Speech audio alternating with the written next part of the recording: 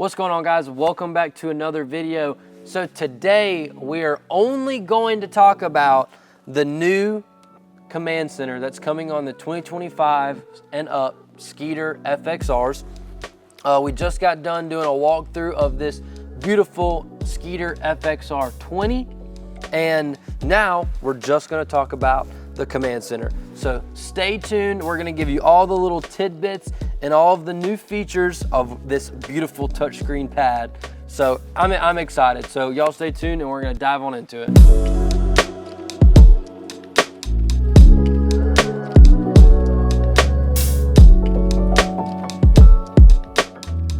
All right, guys, so obviously to get started, we have to power this thing on. So we're gonna hit the power and it's gonna give us access to obviously our Command Center and the accessories within the boat.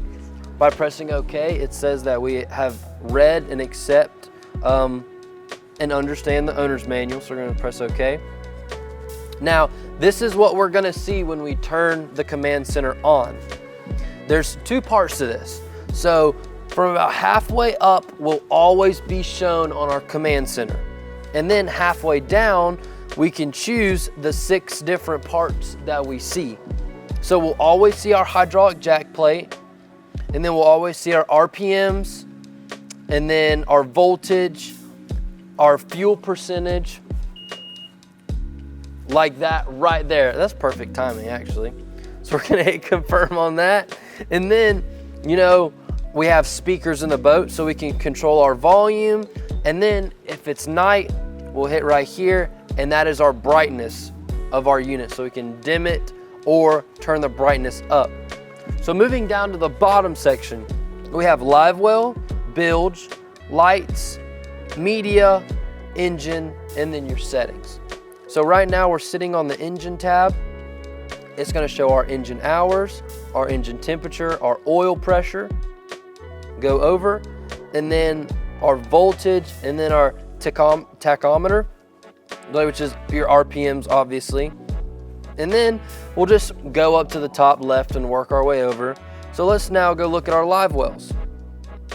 So there are fills with the FXRs. You have 2 separate pumps for each live well. So you have a pump to fill the port side and a pump to fill the starboard side. Then you have a separate 2 more separate pumps to fill or to recirculate the port, and then to recirculate the starboard side. So if we wanted to fill the port side of the live well, we would press and engage it. Starboard side, do the same thing. And then our Oxymax system, which used to be right here next to our dry dock, is integrated into the Command Center as well. Then we have our recirculate, manual auto off, our starboard recirculate, manual auto off, and then our timer, which is for our recirculate pumps as well. They can come off and turn off either low, medium, or high, which is the amount of time between if they're recirculating automatically. All right, so let's move on over to the bilge. This one's extremely simple. You have 2 bilges. You have a port bilge and a starboard bilge. If you want to turn them on, you press them and turn them on. If you want to turn them off, press them and turn them off. There you go. So let's move on. We got lights. We have our courtesy lights, our anchor light, which is our rear light only, and then our nav lights will then obviously power both the front and the rear lights. Turn our courtesy lights on. You can see that these come on right here. And then anchor light, which is just the nav light, and then, which is just the rear nav light, and then your nav light, which is the whole system, as you see both of those light up. And then if you look, you can see that your lights are on whenever you have a little purple icon or pink icon right there. And you turn them off, they disappear. And then let's go down to our media. Obviously our audio power is off. We can turn it on. You'll hear our radio start playing. And you can adjust the volume through that. Let's go on to our engine, which was our starting screen, showed you the hours, engine temperatures, and then our second page right there. All right, so now we're gonna dive into our settings right here. You have software update, backlighting, factory reset, or time offset. For example, if you're in new time zones, traveling across the country to fish, we don't want to get confused and be late to weigh in. So now we've covered our 6 main features, live wells, accessories, lights, bilge, all of the essentials. Now we have a little fun feature to deal with. We can go to our culling page. So right now we're in the total fish. What I'll do is I'll end this tournament, and this is what you'll see when you hit culling. So number 1, this is your weight tracker for a tournament. You can do total weight, which is every single fish counts, or you can do your top 5 heaviest. So let's click on top 5 heaviest. We're gonna start a tournament, yes. So obviously we haven't caught anything yet. Let's say we catch a 3 pound, 2 ounce. 3 pound, 2 ounce, that's a good one. We're gonna hit enter, number 1, yes. Now we catch another one. You can never catch 2 good ones in a row, right? So we're gonna do 2-4, enter, yes. And then obviously that will fill up.